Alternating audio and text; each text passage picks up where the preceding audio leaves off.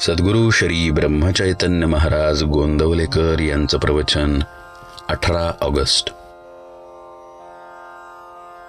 रामाला अनन्य भावे शरण जा. प्रपंचात देवाची आवश्यकता आहे हे सांगायला नको. प्रत्येकाने आपापल्या परिस्थितीचा अनुभव जर पाहिला तर त्याला खचित असे आढळून येईल की आपले हे सर्व वैभव केवळ रामाच्या कृपेचेच आहे. जो काही पैसा अडका मान मरातब मिळतो आहे तो सर्व भगवंताच्या कृपेमुळेच आहे हे प्रत्येक जण जाणून आहे. म्हणून जे जे कर्म आपल्या हातून घडत असते ते त्याच्याच सत्तेने होत असते याची खात्री बाळगून कोणत्याही बऱ्या वाईट कर्माचा अभिमान धरू नका किंवा खेदही करू नका. गर्व झालाच तर रामाची आठवण करा, तो तुमचा अभिमान नष्ट करील. नफ्याच्या वेळी अभिमान उत्पन्न होतो, तोट्याच्या वेळी दैव आठवते.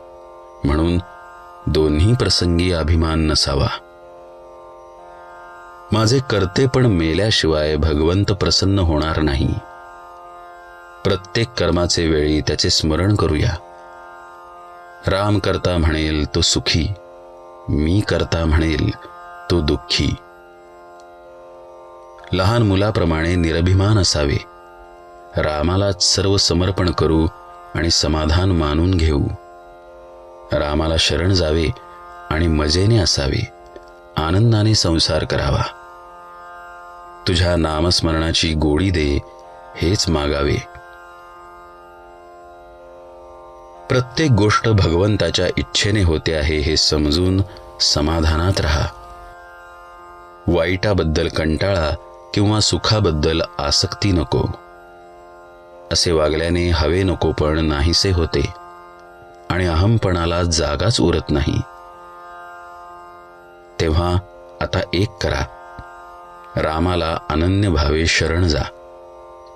रामा, तू ठेवशील त्यात आनंद मानीन अशी त्याच्या चरणी मस्तक ठेवून प्रार्थना करा. तो तुम्हाला मदत करायला सदैव तयार आहे. आपण अभिमानामुळे मदतीकरिता हातच पुढे करत नाही, त्याला तो काय करणार? तुम्हाला खरोखर परमेश्वराजवळ काय पाहिजे ते मागा, तो तुम्हाला खचित देईल. पण जे मागाल ते मात्र हिताचे मागा. समर्थ रामदास हे मनोभावे रामाचे दास झाले म्हणून ते समर्थ होऊ शकले. ज्याने जगताची आस सोडली आणि रामाची सेवा पत्करली तो जगाचा स्वामी होईल. म्हातारे असतील त्यांनी भगवत भजनात आपला वेळ घालवावा आणि तरुण असतील त्यांनी भगवत स्मरणात कर्तव्याला चुकू नये. हाच समाधानाचा मार्ग आहे. यातच सर्वस्व आहे. जो भगवंताच्या प्रेमात नेहमी निमग्न राहतो त्याला उपदेश करण्याची जरुरी नसते. भगवंताने गोपींना उपदेश केल्याचे ऐकिवात नाही. त्या सदैव त्याच्या प्रेमातच रंगून गेल्या होत्या. भगवंताचे प्रेम एका त्याच्या नामानेच साधेल. म्हणून नेहमी भगवंताच्या नामात राहून आनंदात आयुष्य घालवा.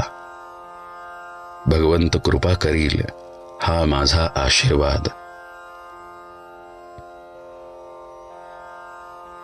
राम करता आहे अशी ज्याची दृढ श्रद्धा त्यालाच आस्तिक म्हणावा.